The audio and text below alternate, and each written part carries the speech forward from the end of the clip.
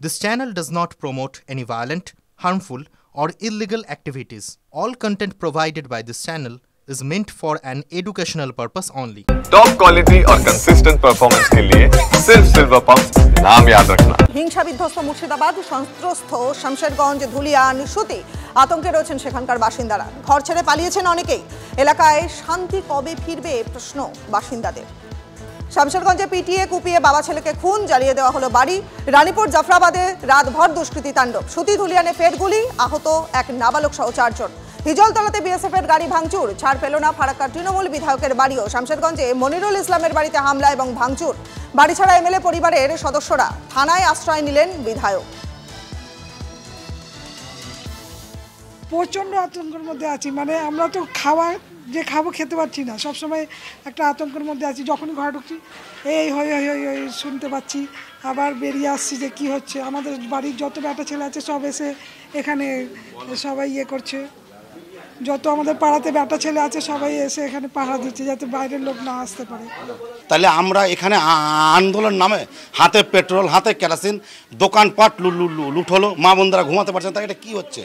এখানে শাসক দল নয়, প্রত্যেকটা নেতা মন্ত্রী এখানে আছে জড়িত।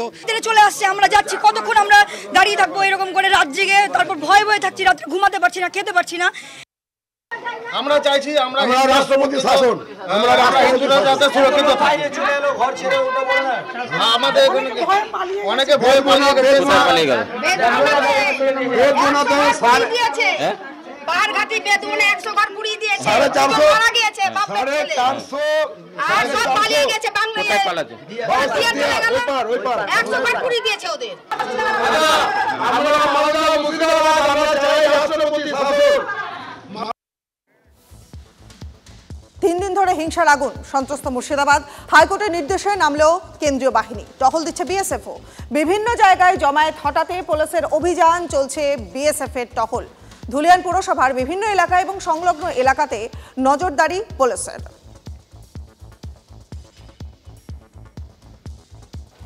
সকাল থেকে কিন্তু বিভিন্ন এলাকায়, যেসব এলাকায় জমায়েত রয়েছে সেখানে টহল চলছে পুলিশের। এইরকমই ধুলিয়ান শহর জুড়ে যেসব এলাকায় জমায়েত রয়েছে সেখানে কিন্তু পুলিশের নজরদারি একটি টিম বেরিয়েছেন এবং যেখানে জমায়েত রয়েছে সেই সব জমায়েত সরিয়ে দেওয়া হচ্ছে এবং প্রত্যেকটি এলাকা ঘুরে ঘুরে দেখা হচ্ছে পুলিশের পক্ষ থেকে, যাতে আর নতুন করে যাতে কোনো অশান্তি না ছড়ায় সেই দিকেই কিন্তু নজর রয়েছে পুলিশের। মুর্শিদাবাদ থেকে ক্যামেরায় সিদ্ধার্থর সাথে কৌশিক, টিভি 9 বাংলা। এই মুহূর্তে আরও একটা গুরুত্বপূর্ণ খবর, শামশেরগঞ্জের পরিস্থিতি সামলাতে ডিএসপি পদমর্যাদার 10 জন অফিসার মোতায়েন করা হয়েছে, 10 জন ইন্সপেক্টরকে। আমাদের সহকর্মী দীক্ষা ভুইয়া এই মুহূর্তে রয়েছেন আমাদের সঙ্গে। দীক্ষা, দেখো জঙ্গিপুরে পিডির যে শামশেরগঞ্জ পুলিশ স্টেশন রয়েছে সেখানে যে গত 3 দিন ধরে যে ঘটনা ঘটে চলেছে তার রীতিমতন ভয়াবহ আকার ধারণ করেছে। যদিও গতকালকে রাজীব কুমার প্রেস কনফারেন্স করে জানিয়েছেন যে কাউকে ছাড়া হবে না, এখনো পর্যন্ত 150 জনকে গ্রেপ্তার করা হয়েছে, কিন্তু অতিরিক্ত পুলিশও কিন্তু রাজ্যের বিভিন্ন জায়গা থেকে পাঠানো হয়েছে। আমরা যেটা আমাদের যে অর্ডার আমাদের হাতে এসেছে যে 12 তারিখ অর্থাৎ গতকালকেই অর্ডার করা হয়েছে, আজকে সকালের মধ্যে 10 জন অ্যাডিশনাল সিপি এবং 10 জন অ্যাডিশনাল সিপি এবং ডেপুটি সিপি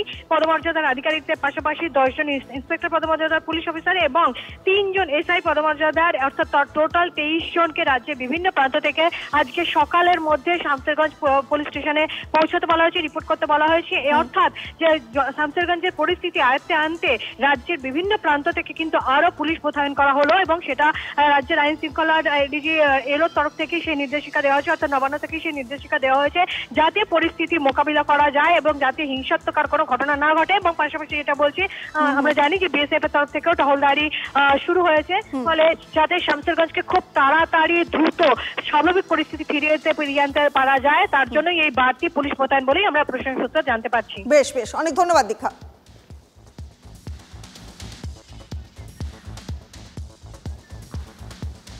গত 2 দিন ধরে অগ্নিগর্ভ পরিস্থিতি মুর্শিদাবাদের শামশেরগঞ্জ ধুলিয়ান সুতির। চোখের সামনে জ্বলছে ঘর, সাজানো দোকান, তছনছ হয়েছে সংসার। এক রাশ আতঙ্কে ঘর ছেড়ে গঙ্গা পেরিয়ে মালদার বৈষ্ণবনগরে ঠাঁই নিয়েছেন বহু মানুষ। ইতিমধ্যেই প্রায় শতাধিক পরিবার তারা আশ্রয় নিয়েছেন পার্লালপুর হাই স্কুলে। এখনো পর্যন্ত শামশেরগঞ্জে গঙ্গার ধারে মালদায় যাওয়ার অপেক্ষায় রয়েছেন বহু পরিবার। আতঙ্কে শামশেরগঞ্জে যেতে চাইছেন না মাঝিরাও। নিরাপত্তা কোথায়? প্রশাসনের বিরুদ্ধে ফুঁসছেন বাসিন্দারা।